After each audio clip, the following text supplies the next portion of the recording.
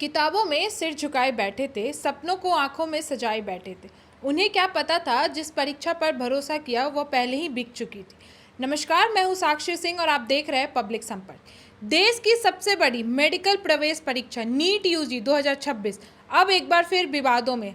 3 मई को हुई नीट परीक्षा का पेपर लीक विवाद के बाद रद्द कर दिया गया। सरकार ने पूरे मामले की जांच सीबीआई को सौंप दी है और दोबारा परीक्षा कराने का फैसला लिया गया है। बताया जा रहा है कि परीक्षा से पहले एक गेस्ट पेपर वायरल हुआ था, जिसके 100 से ज़्यादा सवाल असली पेपर से मैच हो रहे थे। कुछ रिपोर्टर्स में तो यहाँ तक की दावा किया है कि करीब 600 नंबर तक के प्रश्न पहले से सर्कुलेट हो चुके थे। इसके बाद राजस्थान एसओजी हरकत में आई। 20 से ज़्यादा लोगों को हिरासत में ले लिया गया और व्हाट्सएप, टेलीग्राम ग्रुप से लेकर कोचिंग नेटवर्क तक की जांच शुरू हुई। लेकिन सबसे बड़ा सवाल यह है, हर बार मेहनत करने वाला छात्र ही क्यों टूटता है? क्योंकि नीट सिर्फ एग्जाम नहीं होता, यह लाखों बच्चों का सपना होता है। कोई बच्चा 2 साल तक कमरे में बंद होकर पढ़ाई करता है, कोई गांव छोड़कर कोटा जाता है, कोई माँ बाप अपनी ज़मीन बेचकर कोचिंग की फीस भरते हैं, तो किसी ने अपनी नींद छोड़ी, किसी ने अपनी खुशियाँ, किसी ने अपना बचपन, सिर्फ एक उम्मीद के लिए कि डॉक्टर बनना।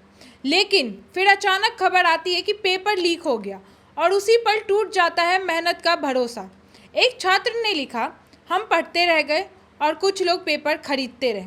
दूसरे छात्र ने कहा, हर बार परीक्षा नहीं टूटती, हर बार हमारा हौसला टूटता है। और सच यही है, पेपर लीक सिर्फ एक अपराध नहीं, यह लाखों सपनों की हत्या है। यह पहली बार भी नहीं है। 2024 में भी नीट पेपर लीक और ग्रेस मार्क विवाद ने पूरे देश में बवाल मचा दिया था। मामला सुप्रीम कोर्ट और सीबीआई तक पहुंच गया था और अब 2026 में फिर वही कहानी दोहराई गई। राहुल गांधी ने भी इस मामले पर सरकार को घेरा। उन्होंने कहा, रात रात भर पढ़ाई करने वाले छात्रों का भविष्य एक रात में नीलाम कर दिया गया। अब लाखों छात्र फिर उसी डर में हैं, फिर वही स्ट्रेस, फिर वही प्रेशर, फिर वही स्लीपलेस नाइट्स। और सबसे बड़ा सवाल, अगर हर साल पेपर लीक होना ही है तो मेहनत करने का फ़ायदा क्या है?